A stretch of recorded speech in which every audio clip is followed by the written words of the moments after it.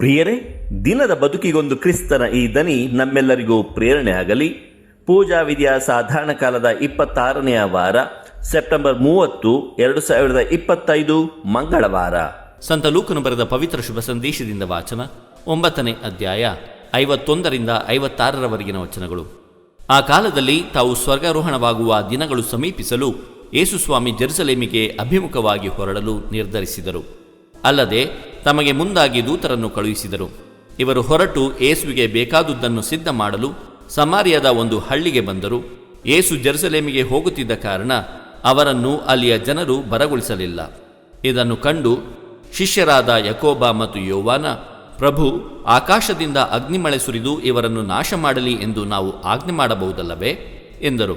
ಯೇಸು ಅವರ ಕಡೆ ತಿರುಗಿ, ನೀವು ಎಂಥ ಸ್ವಭಾವಿಗಳೆಂದು ನಿಮಗೆ ತಿಳಿಯದು. ನರಪುತ್ರನು ಬಂದಿರುವುದು ಮಾನವ ಜೀವಿಗಳ ವಿನಾಶಕ್ಕೆ ಅಲ್ಲ, ಉದ್ಧಾರಕ್ಕೆ ಎಂದು ಅವರನ್ನು ಖಂಡಿಸಿದರು. ಅನಂತರ ಯೇಸು ಮತ್ತು ಶಿಷ್ಯರು ಬೇರೆ ಹಳ್ಳಿಗೆ ಹೋದರು. ಪ್ರಭುವಿನ ಶುಭ ಸಂದೇಶ. ಕ್ರಿಸ್ತರೇ ನಿಮಗೆ ಸ್ತುತಿಸಲಲಿ. ಚಿಂತನೆ: ಸೇವಾ ಕಾರ್ಯ ಸಂಯಮ ಕಾರ್ಯ. ಆಯತಪ್ಪಿದರೆ ಕ್ಷಣಕ್ಕೂ ಅಪಾಯ. ಪ್ರಭು ಯೇಸು ಕ್ರಿಸ್ತರಲ್ಲಿ ಆತ್ಮೀಯರೇ, ದೇವರು ತಮ್ಮ ವಿಶೇಷ ಕಾರ್ಯಕ್ಕೆ ಜನರನ್ನು ಆರಿಸಿಕೊಂಡು ಅವರಿಗೆ ಒಂದು ವಿಶೇಷ ಕಾರ್ಯನಿರ್ವಹಿಸುತ್ತಾರೆ. ಹಾಗೆ ದೇವರ ಪ್ರವಾದಿ ಮತ್ತು ಪ್ರತಿನಿಧಿಗಳ ಮೂಲಕ ದೇವರ ವಿಶೇಷ ಕರೆ ಬಂದಾಗ ಜನರು ಹಲವಾರು ವಿಧದಲ್ಲಿ ಪ್ರತಿಕ್ರಿಯೆ ತೋರುತ್ತಾರೆ. ಪ್ರಿಯರೇ, ದೇವರು ತಮ್ಮಲ್ಲಿ ಪ್ರತಿಯೊಬ್ಬರಿಗೂ ಒಂದು ವಿಶೇಷ ಕೊಡುಗೆಯನ್ನು ಕೊಟ್ಟಿದ್ದಾರೆ. ಕೆಲವರಿಗೆ ಅಪ್ರತಿಮ ಮತ್ತು ಅಧಿಕಾರಯುತ ಸ್ಥಾನಮಾನ ಸಿಕ್ಕಿವೆ. ಆದರೆ ಈ ದೈವ ಕೊಡುಗೆಗಳನ್ನು ನಾವು ಹೇಗೆ ಉಪಯೋಗಿಸಿಕೊಳ್ಳುತ್ತಿದ್ದೇವೆ ಎಂದು ಯೋಚಿಸಿದಾಗ ಮಾತ್ರ ಬೇಸರ ಮೂಡುತ್ತದೆ. ಧಾರ್ಮಿಕ ವರ್ತುಲವು ಇದರಿಂದ ಹೊರತಲ್ಲ. ಬಡತನದ ಬೇಗೆಯಿಂದ ಬೆಂದವರು ಶ್ರೀಮಂತಿಕೆಗಾಗಿ ಹಾತೊರೆಯುತ್ತಾರೆ. ನಂತರ ಶ್ರೀಮಂತಿಕೆಯನ್ನು ಮೋಜಿಗಾಗಿ ಬಳಸಿಕೊಳ್ಳುತ್ತಾರೆ. ಸೇವೆ ಮಾಡಬೇಕಾದ ಸ್ಥಾನದಿಂದ ಅಧಿಕಾರ ಚಲಾಯಿಸುತ್ತಾರೆ. ದೇವರಿಂದ ಸಿಕ್ಕ ಅಧಿಕಾರ ಪಡೆದು ದಬ್ಬಾಳಿಕೆ ನಡೆಸುತ್ತಾರೆ. ಇದು ನಮ್ಮ ಕಣ್ಮುಂದೆ ನಾವು ಕಾಣುವ ಸತ್ಯ.